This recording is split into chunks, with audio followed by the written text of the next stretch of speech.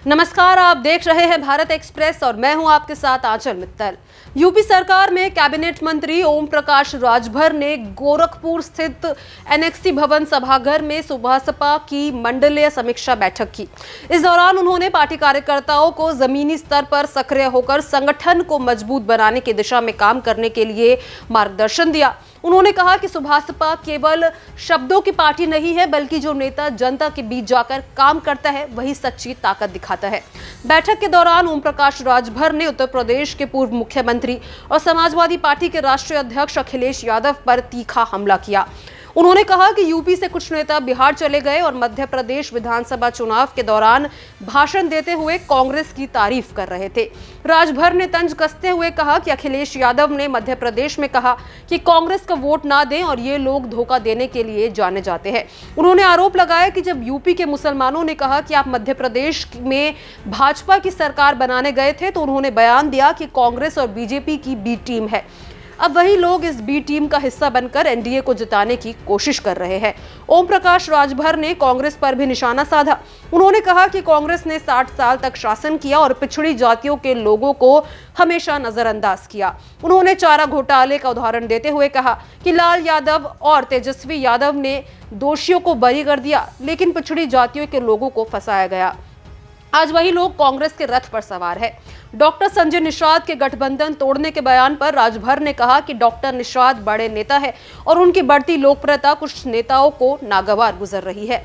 उन्होंने साफ किया कि कुछ नेता उनकी लोकप्रियता से परेशान हैं और अक्सर डॉक्टर संजय निषाद के खिलाफ बयान देते रहते हैं। आरक्षण की स्थिति पर भी राजभर ने विस्तार से चर्चा की। उन्होंने बताया कि 1993 के सुप्रीम कोर्ट के आदेश के तहत पिछड़ों को 27% आरक्षण मिला। उनका मानना है कि इस आरक्षण को सही तरीके से वितरण होना चाहिए।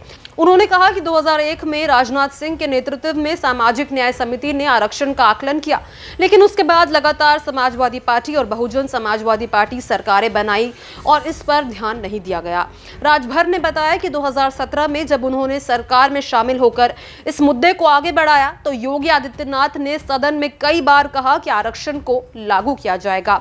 हाईकोर्ट ने पूर्व रिटायर्ड जज राघवेंद्र सिंह की अध्यक्षता में समिति ने इस पर समीक्षा की और इसे लागू करने की सिफारिश की। इसके बाद रोणी आयोग की रिपोर्ट बनी और पूर्व राष्ट्रपति रामनाथ कोविंद के नेतृत्व में 5 सदस्यीय टीम ने इसे अंतिम रूप दिया। उन्होंने स्पष्ट किया कि 27% आरक्षण लागू होने की स्थिति में इसमें 10% सामान्य वर्ग, 22.5% अनुसूचित जाति शामिल है। सुप्रीम कोर्ट ने कोटे में कोटा व्यवस्था को मंजूरी दी है। उन्होंने स्पष्ट किया कि अब 27% आरक्षण लागू होने की स्थिति में है। इसमें 10% सामान्य वर्ग, 22.5% अनुसूचित जाति शामिल है। सुप्रीम कोर्ट ने कोटे में कोटा व्यवस्था को मंजूरी दी है। राजभर ने कहा कि कुछ साथी एससी और एसटी के लिए आरक्षण मांग करते रहे, लेकिन मौजूदा आरक्षण को ग्रहण करने की तैयारी भी रखनी चाहिए। अंत में राजभर ने गठबंधन पर बात करते हुए कहा कि डॉक्टर संजय निषाद के बयान मीडिया के लिए हैं, सुभासपा गठबंधन में है और सब कुछ सामान्य है।